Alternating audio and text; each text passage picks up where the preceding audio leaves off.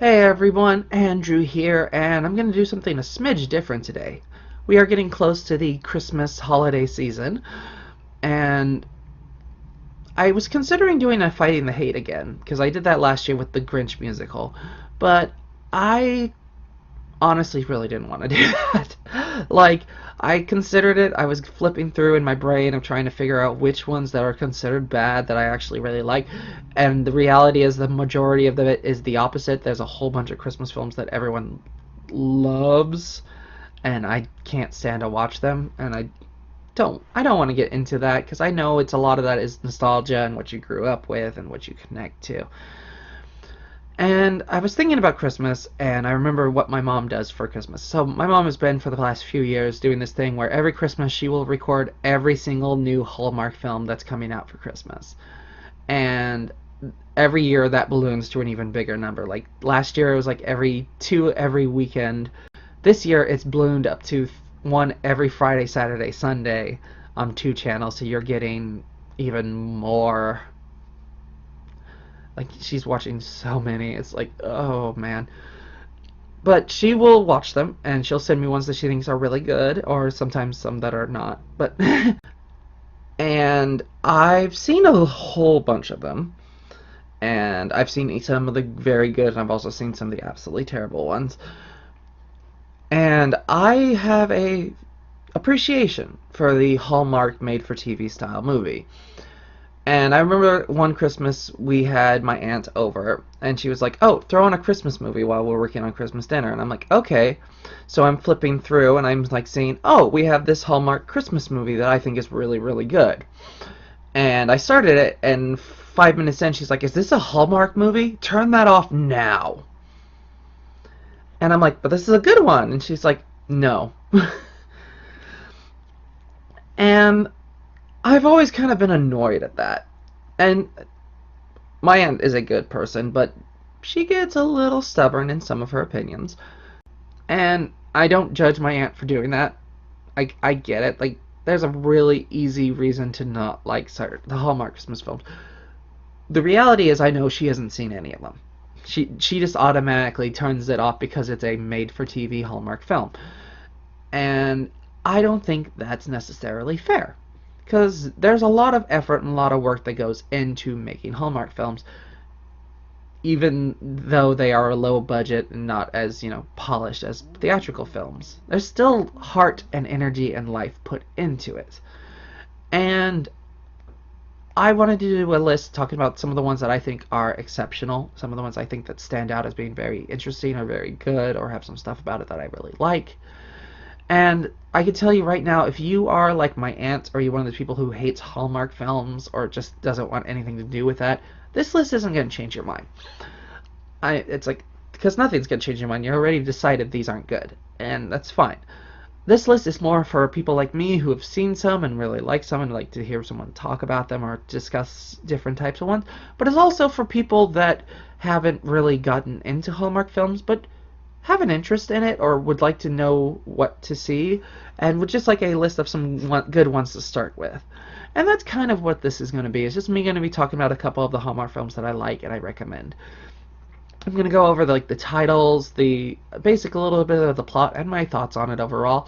I was going to do exclusively Hallmark films, but there was a couple that I really wanted to talk about that were like Lifetime films, and then there were two that were not Hallmark at all or Lifetime, and I'm like, I really kind of want to talk about these ones. So I'm just going to do generic made-for-TV Christmas films as the subtitle for this. And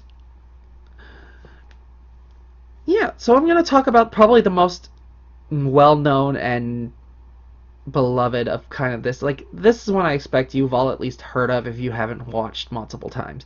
And that is A Holiday in Handcuffs. This stars Melissa Joan Hart and Mario Lopez. Basically, Melissa Joan Hart plays a artist who has overbearing parents who have been harshing on her to get a real job and get her life going, and she's been failing at that her entire life. But she's like, "Oh, we're going to see my family. I didn't get the job that I just interviewed for, but I still have my boyfriend. They're gonna love my boyfriend, so that'll be the one positive I can show them." And of course, her boyfriend breaks up with her right before. And so she starts to go a little crazy and it's like, I'm desperate, I need to do something. And in works Mario Lopez, and she just gets this insane idea, and so she steals her boss's antique gun, pulls it on him, and he slips and falls and knocks himself out, so she drags him into the car and handcuffs him to the car and drives out into the middle of nowhere where her family is.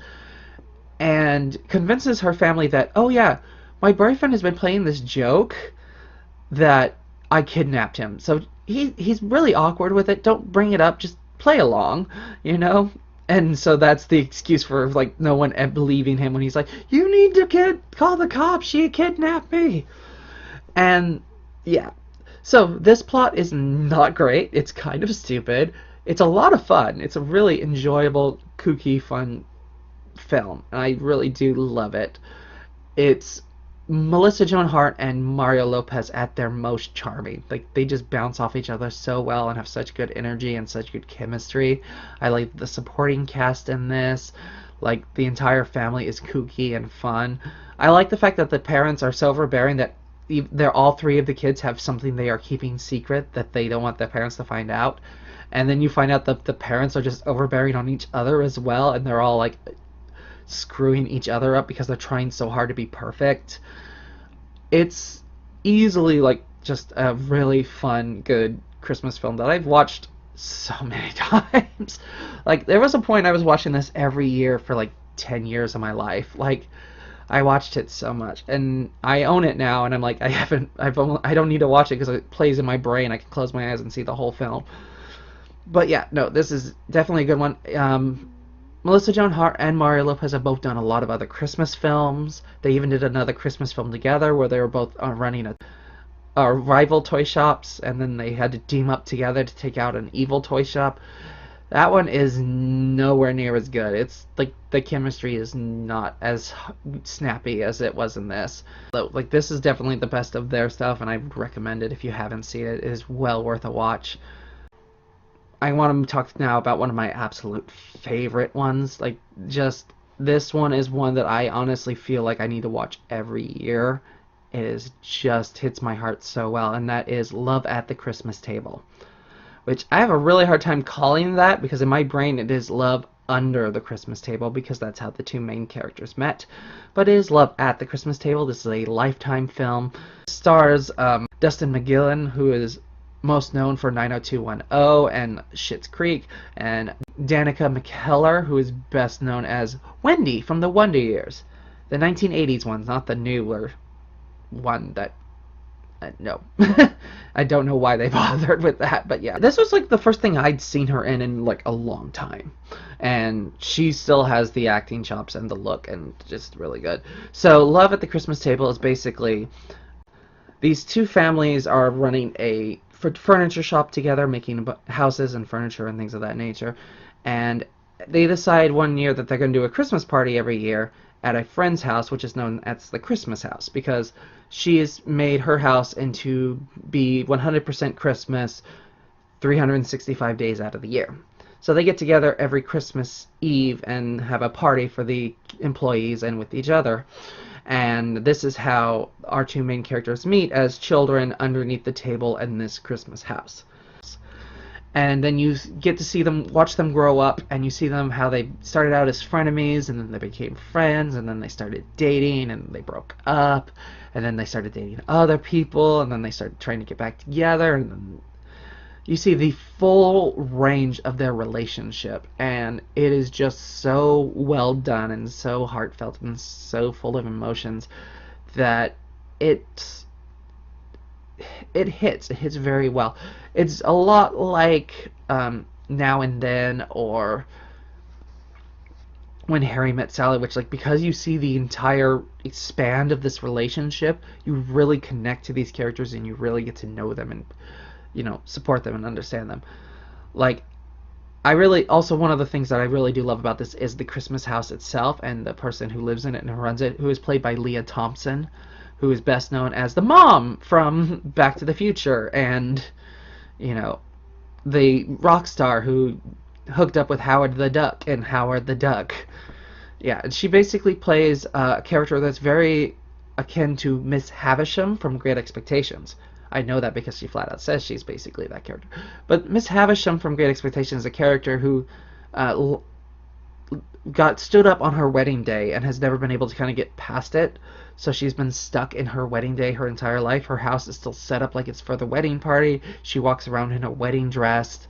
She's just never been able to get over that heartbreak.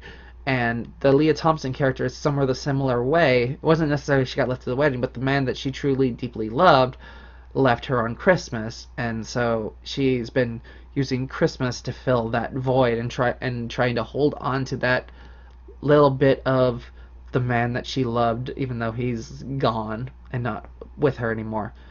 But you then find out is one of the dads of the main characters, and he's been a widower for like 20 years, and it's like, why did you never try to get him back?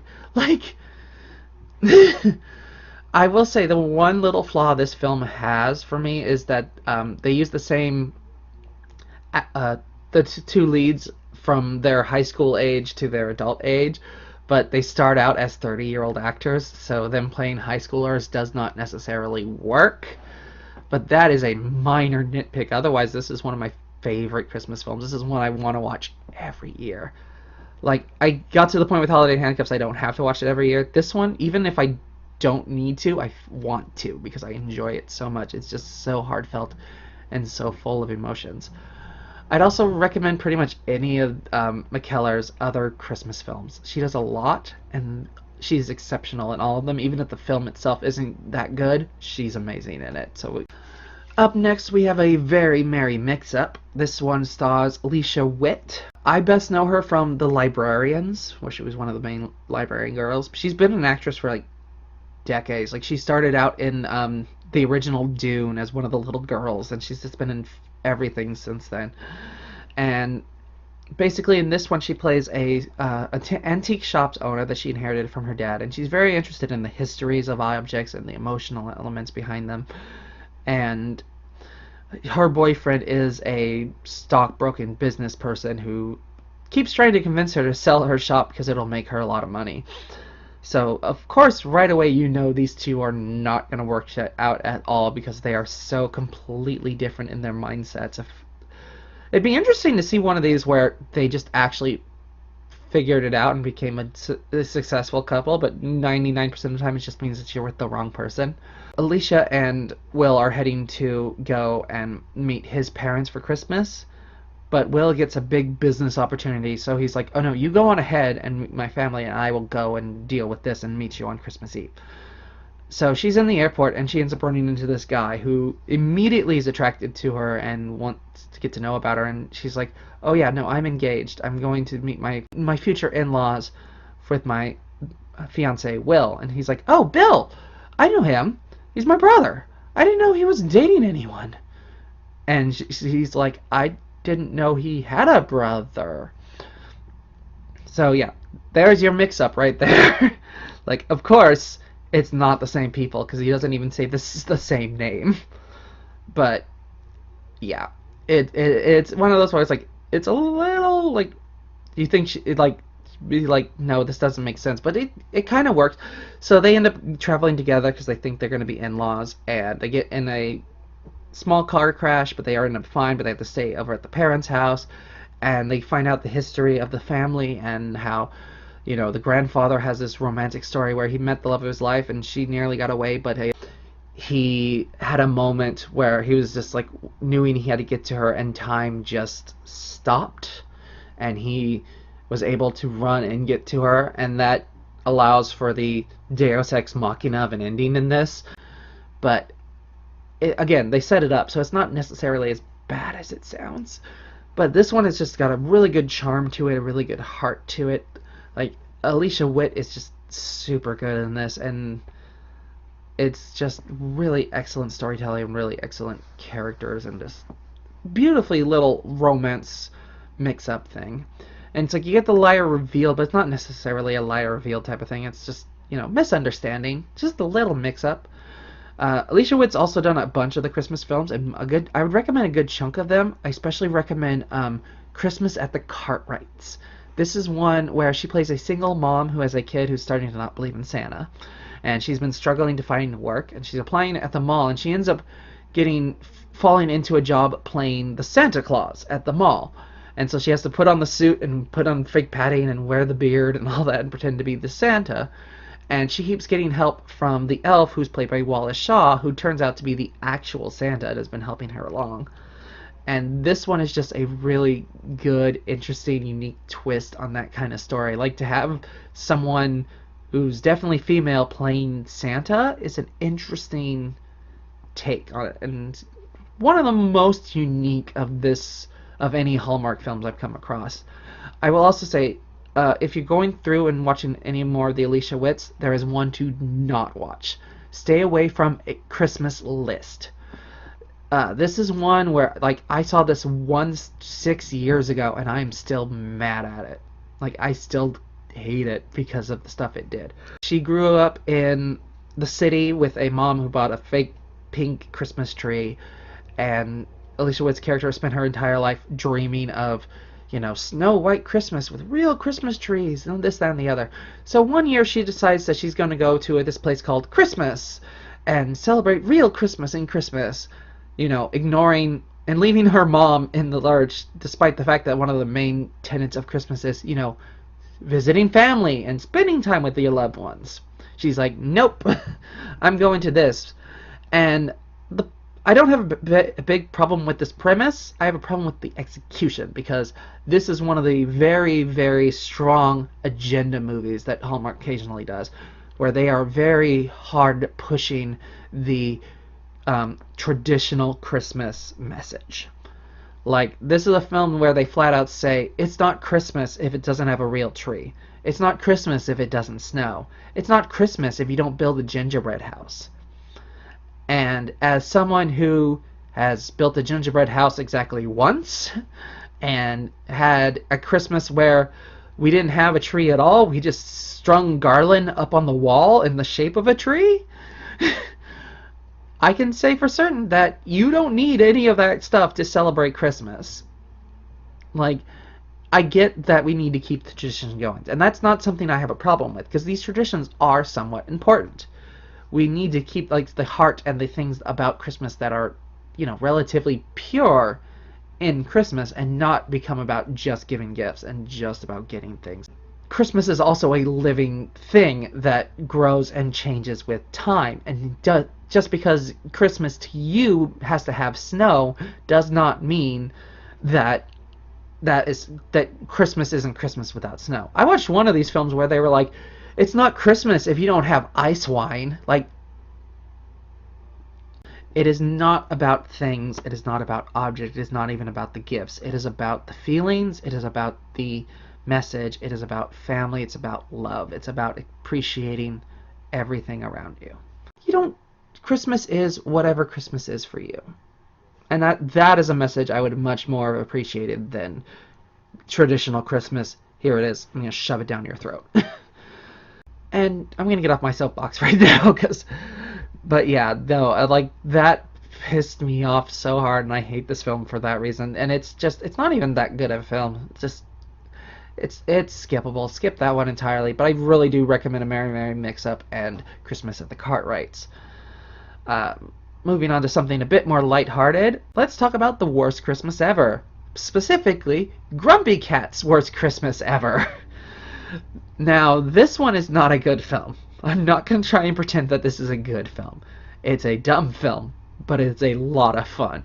It's a lot like that film they did a couple years ago for Lifetime, where they were like, let's make Mario Lopez Colonel Sanders and make a romance film around him. And it's like, yeah, that film knew it was a joke, but it still tried to play it seriously. This film knows it's a joke and doesn't try to play itself seriously, especially with Grumpy Cat. So Grumpy Cat itself is voiced by Aubrey Plaza, and she is just excellent, just perfection in this. She is just brilliant, and the writing around her and calling out the tropes and the bad of this film works so well.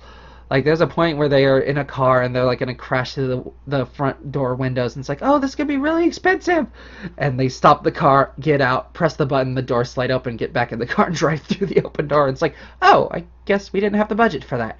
okay.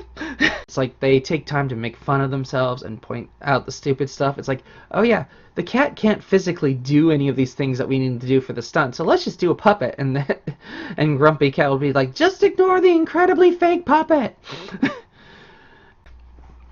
But it has really good running commentary. It pokes fun at itself, it pokes fun at the tropes, it adds a lot of good humor to it, and it gets to points that other ones of this series don't really do. Like, there's some really darker elements in this. There's a point where Grumpy Cat imagines what she's going to be like if she's not inside the animal shelter, and it's like, I end up living on the streets, and then I get captured, and then they're going to put the gas mask on me, and they show Grumpy Cat having the gas mask lowered on me, and you just hear Grumpy Cat going, no, too dark, too dark, cut out of this scene. Okay, I'm safe, okay. It's so stupid and so fun, and it's not a great film, but if you are someone who enjoys dumb comedy, this is a really good dumb comedy. We're going to talk about something a little more serious. So this one is a much, much older Hallmark film. In fact, this was before Hallmark really started doing what it does now. This is before all the tropes, before all the thing. This came out in 1999, so it's a little hard to get your hands on. But the film is A Season for Miracles. Now, this stars Carla Gugino, who is best known as the mom from Spy Kids, or the evil female doctor from Sucker Punch. And she basically finds out that her sister has been in a car accident and shows up, and the sister's going to be in the hospital for weeks, and she needs Gugino's character to take care of her 3 kids. Problem is, Gugino is out of work and doesn't have a place to live, and social services is threatening to take away the kids and put them into a foster home separate. And the sister does not want that to happen, so she gets the kids, gets into a car, and drives away. And the car breaks down, and they're worried about being stranded, and they end up finding this old abandoned house in this town and stay there for the night. And someone comes in the next morning and it's like, oh, you must be the owner, or the granddaughter of the owner. I was told you were coming. And starts having a relationship with this person and getting to know the town and trying to, still have Christmas and celebrate Christmas and have these things, while also trying not to be found out as being on the run and on the lam. It's a really good dramatic story, got a lot of heart to it and a lot of good elements to it. It is a little bit older, it's harder to define. It came out in 1999. Like, I have it on DVD, and it took a while, and I get a version that wasn't like $30 to $40. Still, I found it to be very much worth it. It's very heartfelt, very emotional, full of good elements, good storytelling, and it's just nice. It's one of those Hallmarks where you can see Hallmark before it became what it is, and when they were just trying to make a very good, interesting TV movie. So, if you go through any of these lists of these Christmas films, there's a whole bunch of variants on A Christmas Carol. And there's a couple that are really good. But there's one I really want to point out that doesn't get a lot of love, because for the most part no one's heard of it. And I really think it deserves a little bit more time in the sun, a little bit more shining. And that is called Karroll's Christmas. Basically, this is A Christmas Carol if the ghosts screw up and went to Bob Cratchit instead of Mr. Scrooge. So basically, the Mr. Scrooge character, who is played by Wallace Shawn, who, is in another Christmas film I like, that I mentioned earlier, is the Scrooge-like character. And the ghosts screw up the houses and end up going to the Bob Cratchit character. And the Bob Cratchit character is like realizing what made, Mr. Scrooge, but then also knowing it's like, oh, I have to pass these lessons along to Mr. Scrooge without the ghostly ability to do that, and having to find creative and unique ways to get that story across. This was an A&E channel movie, and as far as I can tell, it's kind of disappeared into the ether. It supposedly exists on YouTube. I will definitely, if I can find it, I'm going to include it in the link below or in the little, you know, iCard at the top. But I can't even guarantee that. But if you can find it, I do recommend watching it. It's a really decently told, decently made, interesting story. And again, like those are other variations of the Christmas carols that I would recommend. Another one that I would recommend a lot, and it just came out this year, is The Ghost of Christmas Always. So this one is told from the perspective of the Ghost of Christmas Present. Not to be confused with another one that's coming out this year that's about the Scrooge story from the Ghost of Christmas Present. But yeah, basically, we find out from her and this that the ghost showing up and doing this has been a thing that's existed for many, many years. In fact, it happened to Charles Dickens, who couldn't fully remember it, but was able to create a Christmas carol after having gone through the exact same experience. Ghost of Christmas Present finishes her job right before Christmas Eve, and it's like, oh, we got a few hours before we get zapped back into, you know, the waiting area before we got to go to work again. And she's like, well, I'm in my hometown. I just want to look around. No one can see me. I'm a ghost. It'll be fine. And she goes on walking around town, and then this guy ends up seeing her. And she's like, that's weird. Okay. And she gets sucked back to the void space. The next year, she gets her assignment of who they're going to go and do the hunting on. And it turns out to be that guy. And not only could he see her, but he actually remembers her when she shows up. And they have to figure out what to do with this guy because he's not a Scrooge-like person. He seems very charitable, very helping. He has an overbearing father who's all about business. And you can see parallels between this and the other one I recommended, which was Karroll's Christmas. But this one takes it a little different and adds a couple different elements to it. I really like this. This is honestly, so far, my favorite of the Christmas films from this year. Granted, I've only seen like 3 or 4, but it is easily the best. It's got really good characters, really good story. It plays around with itself very well, adds some stuff that's really interesting. I will tell you right now, the first 5 minutes are very, very rough, but after that, it gets really good. And of course, like I said, it's very similar to a film that's coming out on Apple TV, which is it's kind of interesting that these two are coming out in the same year and have very similar elements to it. I have not seen the Will Ferrell one. I don't know if it's going to be any good. I have a hard time believing it's going to be better than this one. I don't know. I'll probably be wrong, but maybe this might be the better version of that. Anyway, let's move on to something a smidge more serious and a little bit more impactful, and that would be Home by Christmas. Now, this is a Lifetime movie. It stars Linda Hamilton. So basically, Linda Hamilton plays a stay-at-home mom married to a rich businessman with a single kid who got married very young. She finds out that her husband has been cheating on her with his secretary, and they get a divorce. So she's living in an apartment, and the daughter doesn't like the apartment. She's used to being a bit more, rich stuff, and she decides that she wants to move back in with the dad. She then ends up going on a trip abroad to Europe that was already paid for and taken care of. While she's in Europe, she gets evicted and ends up living in her car. She ends up befriending another homeless woman who happens to be wearing one of the coats that she donated, which leads to the funny exchange of like, hey, that's my coat. She's like, no, my coat. I paid $30 for it. It's like, you paid $30? That's a $400 coat. Why would you pay $400 for this? Yeah, and they get to talking to each other and finding out and becoming friends, and they decide that they're going to start a business together. They're going to become realtors. That Linda Hamilton's character is very good at designing things and figuring out how to set up houses and stuff like that, and the other one is really good at managing money and helping people with their financials.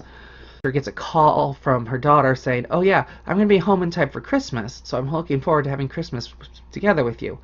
Meanwhile, Linda Hamilton's still living in her car. But there's this big old house that's on the end of a street that no one has ever been able to buy it. It's a whale, basically. It's, unsellable type of house. And she's like, well, since no one's going to be using that, I can just use it for to, for the Christmas, and then just, make sure it's back to normal when she goes out, and then I can explain everything later. But my daughter doesn't have to deal with the fact that I've been homeless and all that.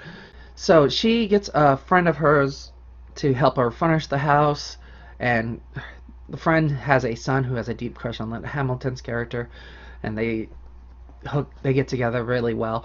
And the daughter shows up, but then realtor shows up to show off the house on Christmas Eve, and you're expecting a big liar reveal thing, but it actually doesn't really delve into that. It doesn't become like a big deal thing. It's just like it just kind of gets brushed under the rug. But the people who come and see the house and see it with all the furniture and all set up for Christmas go, "We love this. We'll take the house and everything in it." And they pay more than the house was actually worth. So Linda Hamilton makes enough money with their own realtor business and, stop being homeless. And this is the only one I'm going to reveal the whole plot of, because I really like this one. This one's got a really good emotional story to it. Linda Hamilton is absolutely amazing in this. She gives one of her best performances. Full range, full emotions. You see the struggle. You see her trying so hard to, hold it together while it's all falling apart around her. It's just really excellent storytelling, and really dramatic, really dark, but really, really enjoyable. I'd also recommend another one that she's done called Silent Night. Now, this one is she's a single German mother who is with her son in a cabin during the events of World War II, and they're on the front lines, and they end up getting stumbled upon by both American soldiers and German soldiers. So they agree to do a ceasefire for a night, and they have dinner together, and it is a really interesting, intense story that's actually real. This really happened, and it's really interesting and just really well done and worth the effort to look for it if you can find it. So next is The Mistletoe Promise. Now this is one that I honestly feel like watching every year. It's just so interesting and so well done. It's a simple kind of romance story, but it's got a lot of elements to it that I just really like and work really well. So Mistletoe Promise stars Jamie King, who it's like she's been in a bunch of stuff. She's most known for like Pearl Harbor and Ocean's 8. But if you've seen her, you would recognize the face.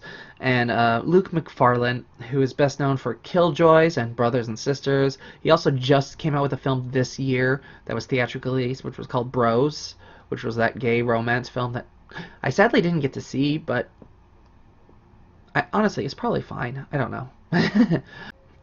Jamie King's character is eating lunch in a food court in a mall, and it's it's a couple of weeks before Christmas, and carolers are showing up and getting in everyone's faces singing, and she's like doesn't want to hear it, is not comfortable with it, and Luke McFarlane's character shows up and scares them away, and they start talking, and they realize that they are both people who don't want to deal with Christmas right now, and she just isn't in the spirits for it, and he actually hates Christmas. And you find out that she doesn't want to deal with it because she got divorced during Christmas time, and she's still working with her ex-husband because they run a ad agency together, and he's been trying to get her to quit for like years at this point. And he hates Christmas because every single one of his really bad experiences that have happened in his life happened during Christmas time. But he's a lawyer at a rich apartment firm, and the firm is very much into families and keeping things in the family and having families. And he's up for promotion, but he doesn't think he's going to get it over the other guy because the other guy has a family to support. And then he comes up with an idea, and he's like, "Oh hey, you want to get back at your ex-husband, and I want to present myself as someone who has a family potential. So how about we keep each other company for this Christmas season and support each other as the two people who don't want to deal with Christmas together." And yeah, of course, this is one of the ones where they both learn to appreciate and love Christmas, and they also learn to like and appreciate each other. It is an extremely well done story. And I can tell you right now, this is the film that I started that my aunt was like, "Please turn this off now." And I'm like, it It's good though. It's really solid. Like, I don't I still don't 100% get what was bad about it. Like, does it have that made for TV quality? Yeah, of course. It's a made for TV movie. It's like it's gonna have that. I still really think it's interesting. Interesting story, characters, arcs, really good elements. I like the fact that the two main characters are people that don't like Christmas, and they don't treat that as like the worst thing in the world like some of the others would. It's like, no, it's just like sometimes Christmas is a bit much, and you don't want to deal with it as much, and I get that. It's a really sweet, heartwarming story that, again, much like Love at the Christmas Table, every year I get the desire to watch this around Christmas time. It's like this one, those two, and Die Hard are like my big go-to Christmas films, and maybe one of the Home Alones. For my last film tonight, I am going to be talking about A Boyfriend for Christmas. Now, this is the film that kind of got me going into the Hallmark films, made me realize that, oh, these can actually be kind of good and kind of interesting and kind of fun. The story is basically a young girl named Holly goes up to Santa and makes a wish that she wants a boyfriend for Christmas. And instead of getting a boyfriend, she gets a snow globe that says, like, in 20 years' time, when two hearts are ready, they will find each other and fall in love. So 20 years pass. She's a social worker, and she's working to keep families together, and she ends up running into this Santa at a tree lot, and it's like, oh, hey, you're the Santa from when I was a kid. It's like, I made a wish with you that that I would have a boyfriend, and instead I got a snow globe with a weird message. And it turns out that the Santa that she talked to is the actual real Santa. And he asks a friend of his who is a lawyer to help him fulfill this Christmas wish for her. And he sends him to her house to be her one-day boyfriend. And she's like, okay. She assumes that he is a weird gift from one of her friends because her friend promised her something that she would never expect. So she takes this boy to her family's house, and they love him, of course, and everyone starts to get behind him. But then her ex-boyfriend shows up and wants to get back together with her and doesn't like the new guy, and it becomes the big struggle of will they, won't they? And we get a little bit of a liar revealed thing because, the lawyer guy's been lying about who he is and what his name is and this, that, and the other. So it's kind of a beat for beat one. Like, you kind of know what's coming as you're watching it, although there's a little twist at the very end that I love that makes the film like really wrap up into like a perfect bow, but I'm not going to spoil any more than that. But it's just a really solid romance film, and I really recommend it. It's just excellently done and well put together, and I could see this being better than some theatrically released films. I would rather watch this than that Last Christmas one from a few years ago. But that's just me. What do you all think of these films? Have you seen some of these? Have you not? Do you have other films that I didn't talk about that you'd like me to talk about? I'm going to include in the bottom below two lists. One is going to be my picks for the best of the Lifetime movies, and the other one's going to be the best of the Hallmark movies. I'm not going to do the Christmas specific ones. I'm just going to do all of them because there's a lot. I really do recommend a bunch of these films if you haven't given them a shot. Like I said, if you're someone who hates Hallmark already, this isn't going to change your mind, but I do think these are some of the best that Hallmark has ever made. And some of the best made-for-TV films of all time. But, that's just my opinion. Let me know if you liked this format, if you'd like me to do another video like this. Give me some suggestions, some ideas of things I could talk about. I would gladly do this again for some more Christmas films, because there's a lot that I did not talk about that I would very much love to talk about. But we can see that all for another time. Happy watching, happy reading. I will see you all later. Bye.